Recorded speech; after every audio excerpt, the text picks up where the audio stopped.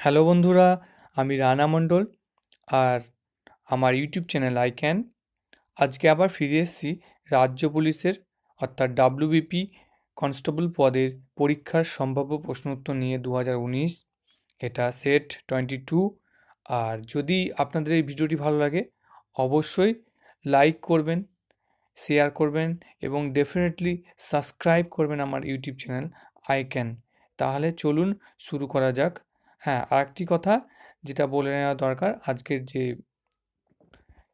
সেটটা 22 এটা মিসলেনিয়াস অর্থাৎ বিভিন্ন সাবজেক্ট থেকে কোশ্চেন নিয়ে সেটটা তৈরি করা হয়েছে। তো চলুন শুরু করা যাক। ভারতের সংবিধানের কত নম্বর ধারাতে রাষ্ট্রপতির ইমপিচমেন্টের কথা বলা হয়েছে? রাষ্ট্রপতির ইমপিচমেন্টের কথা বলা হয়েছে ভারতের সংবিধানের কত নম্বর ধারাতে?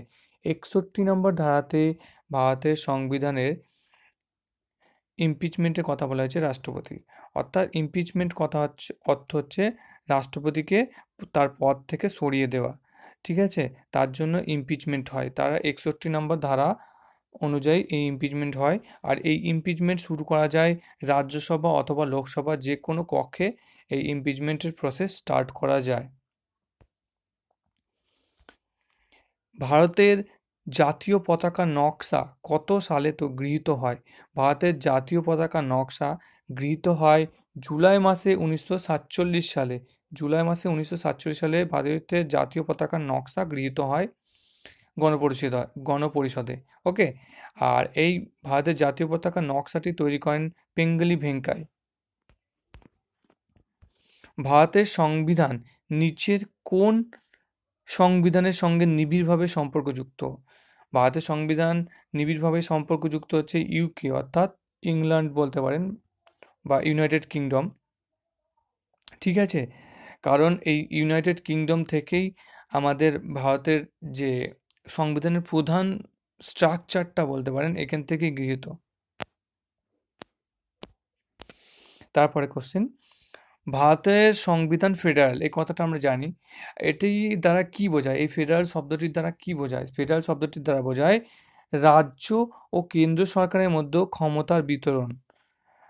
অর্থাৎ রাজ্য সরকারের হাতেও ক্ষমতা থাকবে, কেন্দ্র সরকারের হাতেও ক্ষমতা থাকবে। এই যে ডিস্ট্রিবিউশন অফ পাওয়ার, এটাকেই বলা হয় ভারতের সংবিধানের ফেডারেল সিস্টেম। ভারতের সংবিধানে ওয়েলফেয়ার স্টেট এর ধারণা কোথায় দেখা যায়? ওয়েলফেয়ার স্টেট এর মানে মানে রাষ্ট্রের জন্য মঙ্গলকর কিছু করা, সেটা কোথায় দেখা যায়? সেটা হচ্ছে ডিপিএসপিতে দেখা যায় এই ধারণাটিকে। ওয়েলফেয়ার স্টেটের ধারণা দেখা যায় ডিপিএসপি অর্থাৎ directive principal of state policy, নির্দেশাত্মকমূলক নীতি বাংলাতে।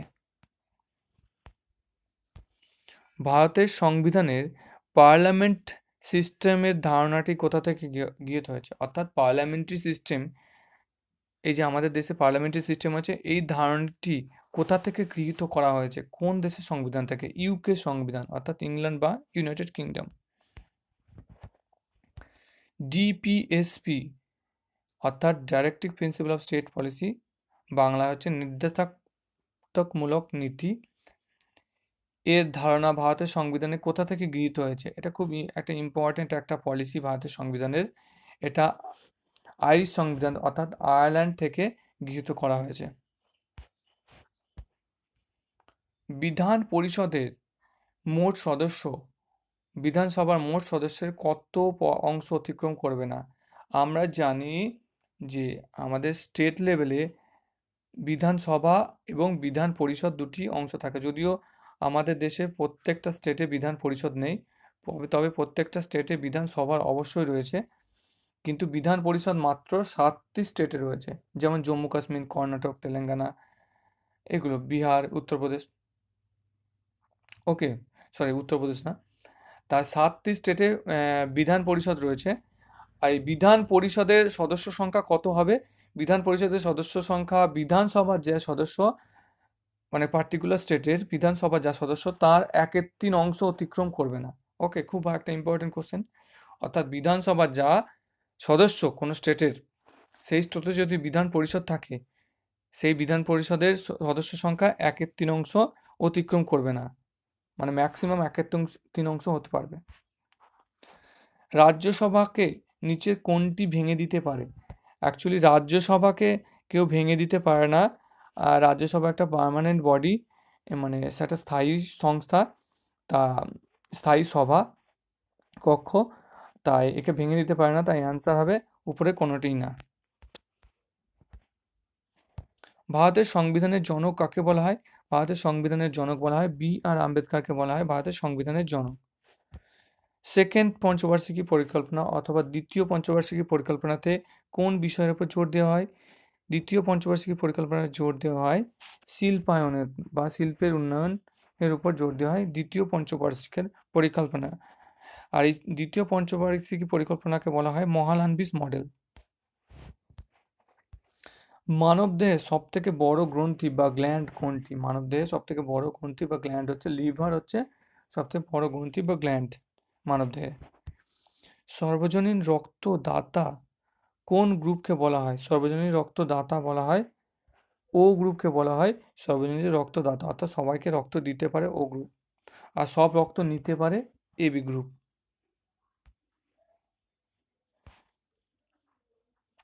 মানবদেহের মানবদেহের একটি হার্টবিট হতে কত সময় লাগে? একটি হার্টবিট, জাস্ট একটি হার্টবিট হতে কত সময় লাগে? একটি হার্টবিট হতে সময় লাগে 0.8 সেকেন্ড। মানবদেহে কোন গ্রন্থিকে অ্যাডামাস অ্যাপেল বলা হয়? অ্যাডামাস অ্যাপেল বলা হয় কোন গ্রন্থিকে মানবদেহের? থাইরয়েড গ্রন্থিকে বলা হয় অ্যাডামাস অ্যাপেল। মানবদেহের পাচনতন্ত্রের প্রথম কোন অংশে প্রোটিনের পাচন শুরু হয়? অর্থাৎ আমাদের যে পাচনতন্ত্র রয়েছে সেই পাচনতন্ত্রের অংশে কোথায় প্রোটিনের পাচন প্রথম শুরু হয়? সেটা হচ্ছে পাকস্থলীতে প্রোটিনের পাচন প্রথম শুরু হয়। কোন সুলতান পোলো খেলা অবস্থাতে মারা যান? কোন সুলতান পোলো খেলা অবস্থায় মারা যান? তিনি হচ্ছেন কুতুবুদ্দিন আইবক পোলো খেলা অবস্থাতে মারা যান, বা চৌগান, খেলাটি চৌগানও বলা হয়। পাটনার প্রাচীনকালে নাম কি ছিল? পাটনার প্রাচীনকালে নাম ছিল পাটলিপুত্র। কোন মধ্যযুগের শাসক গ্র্যান্ড ট্রাঙ্ক রোড তৈরি করেন? কোন মধ্যযুগের শাসক গ্র্যান্ড ট্রাঙ্ক রোড, বিখ্যাত একটা রোড, এটা তৈরি করেন শের শাহ সুরি। কামরূপ কোন রাজ্যের পুরনো নাম? কামরূপ হচ্ছে আসামের পুরনো নাম কামরূপ। নিচের কারা কনিষ্কের সমসাময়িক ছিলেন? কনিষ্কের সমসাময়িক ছিলেন নাগার্জুনা ছিলেন, অশ্বঘোষ ছিলেন, বসুমিত্র ছিলেন। তাহলে অ্যান্সার এটা, নাগার্জুনা, অশ্বঘোষ, বসুমিত্র, এই তিনজনই কনিষ্কের সমসাময়িক ছিলেন। রুদ্রদমন ছিলেন একজন বিখ্যাত শক রাজা। রুদ্রদমন একজন বিখ্যাত শক রাজা ছিলেন। কার রাজত্বকালে ইসলাম এর স্টেট ধর্মের তকমা বিলোপ করা হয়? অর্থাৎ স্টেট ধর্ম, ইসলাম স্টেট ধর্ম ছিল, সেটাকে বিলোপ করেন কোন সম্রাট? সেটা হচ্ছে আকবর। আকবর একটা সেকুলার স্টেট তৈরি করেন, অর্থাৎ ধর্ম নিরপেক্ষ একটা স্টেট তৈরি করেন। সেখানে বলা হয় ইসলাম স্টেট ধর্ম না। ওকে। প্রাচীন ভারতের বিখ্যাত আইন সৃষ্টিকর্তা কে ছিলেন? প্রাচীন ভারতের বিখ্যাত আইন সৃষ্টিকর্তা ছিলেন মনু। মনু ছিলেন প্রাচীন ভারতের বিখ্যাত আইন সৃষ্টিকর্তা। প্রাচীন দ্রাবিড় ভাষা কোনটি? প্রাচীন দ্রাবিড় ভাষা হচ্ছে তামিল, হচ্ছে প্রাচীন দ্রাবিড় ভাষা। হিজরা এরা, অর্থাৎ হিজরা বলে একটা শতাব্দী বা সাল শুরু হয়, এরা কথা অর্থ, এটা কত সালে শুরু হয়? 622 এডিতে। ওকে। বাংলার প্রাচীন নাম কি ছিল? প্রশ্নটা এসেই থাকে বিভিন্ন পরীক্ষাতে। বাংলার প্রাচীন নাম ছিল গৌড়া। গৌড়া হচ্ছে বাংলার প্রাচীন নাম ছিল, GAUDA। ভারতের প্রথম সম্রাট যিনি হজ যাত্রাকে সরকারি খাতায় বহন করেন, মানে হজ যাত্রার জন্য যে সমস্ত খরচ হতো তা সরকারি খাতে বহন করার নীতি চালু করেন প্রথম, হচ্ছে সম্রাট, সরি এই কোশ্চেনটা কনফিউশন আছে, এই কোশ্চেনটা আমি পরে আপনাদের কমেন্ট সেকশনে দিয়ে দেবো। তারপরে কোশ্চেন, সিজদা প্রথা কে চালু করেন? সিজদা প্রথা চালু করেন বলবন চালু করেন সিজদা প্রথা। সিজদা প্রথা চালু করেন বলবন। নন্দ বংশ কে স্থাপন করেন? নন্দ বংশ স্থাপন করেন মহাপদ্ম নন্দ বংশ স্থাপন করেন। পুষ্যবতী রাজ্য কোথা থেকে তাদের রাজত্ব চালাতো? স্থানেশ্বর। আমরা জানি পুষ্যবতী বংশের একজন বিখ্যাত রাজা হচ্ছে হর্ষবর্ধন। ঠিক আছে, এনার স্থানেশ্বর থেকে রাজত্ব চালাতো। পরবর্তীকালে কনৌজ তাদের একটা ইম্পর্টেন্ট স্থান, মানে ইম্পর্টেন্ট গুরুত্ব বহন করে চলে এই রাজ্যের জন্য। প্রথম ধাতুতে তৈরি মুদ্রা ভারতে চালু করেন কারা? প্রথম ধাতুতে তৈরি মুদ্রা ভারতে চালু করেন হচ্ছে ইন্দো গ্রিকরা।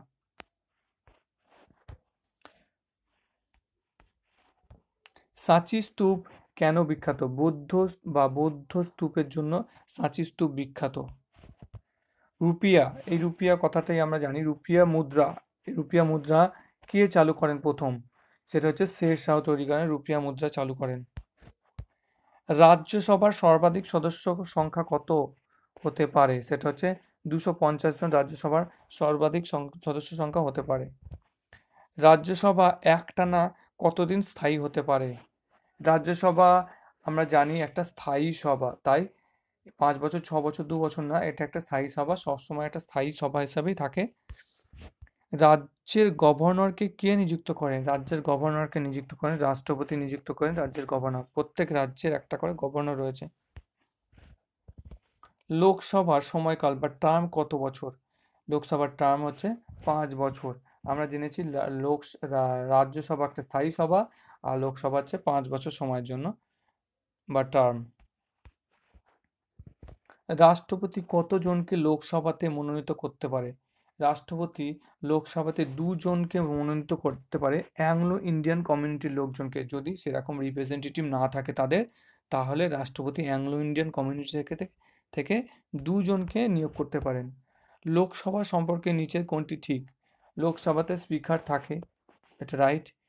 রাষ্ট্রপতি শাসনের সময়, অর্থাৎ এমার্জেন্সি যখন মানে এমার্জেন্সি স্টার্ট হয়, সেই সময় তোমার রাষ্ট্রপতি শাসনের সময় 1 বছর মেয়াদ বাড়ানো যায়, এটাও ঠিক।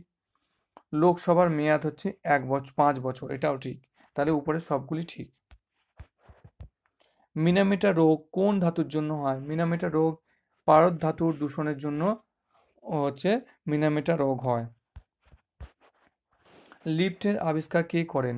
লিফটের আবিষ্কার করেন ইজি ওটিস আবিষ্কার করেন লিফট। প্রথম ইলেকট্রন আবিষ্কার করেন কে? প্রথম ইলেকট্রন আবিষ্কার করেন জে থমসন, প্রথম ইলেকট্রন আবিষ্কার করেন। জিনকে প্রথম আইসোলেটেড করেন কে? জিনকে প্রথম আইসোলেটেড করেন হরগোবিন্দ খুরানা, প্রথম আইসোলেটেড করেন জিনকে। খুব ইম্পর্টেন্ট একটা কোশ্চেন। নিউট্রনস কে আবিষ্কার করার জন্য নোবেল প্রাইজ পান? সেটা হচ্ছে চ্যাডউইক নিউট্রন আবিষ্কার করার জন্য নোবেল প্রাইজ পান। তাহলে আজকে এই পর্যন্তই।